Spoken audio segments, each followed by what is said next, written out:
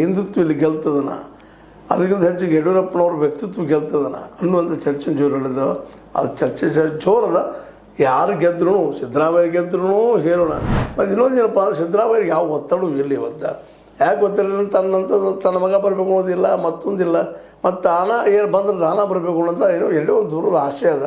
ಆದರೂ ಅವರು ಇತ್ತೀಚಿನ ಡೆವಲಪ್ಮೆಂಟ್ ನೋಡಿದಾಗ DKಶಿ ಅವ್ರಿಗೆ ಆಗಲಿ ಮತ್ತಾರಿಗೂ ಆಗಲಿ ಬಿಟ್ಟುಕೊಡೋ ಪ್ರಸಂಗ ಬಂದದಪ್ಪ ನಮ್ಮದು ಅವ್ರಿಗೆ ಮನವರಿಕೆ ಆಗ್ಯದ.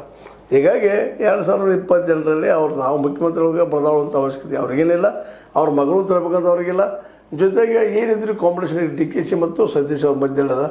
ಅದ್ರಾಗ ಯಾರು ಒಳ್ಳೆಯ ಕೆಲಸ ಮಾಡ್ತಾರೆ, ಮತ್ತು ಅದರಲ್ಲಿ 2 ಕ್ಷೇತ್ರ ಅವ್ರು ಇಬ್ಬರು ಗೆಲ್ಸ್ಕೊಂಡವ್ರಂತೆ ಮುಗಿದೋಗ್ಬಿಡ್ತು. ಮತ್ತು 2028ಕ್ಕೆ DKಶಿ ವರ್ಷ ಸತೀಶೋ ಇನ್ನೊಬ್ಬರು ಯಾರೋ ಕಾಂಪಿಟೇಷನ್ ಆಗ್ತದೆ.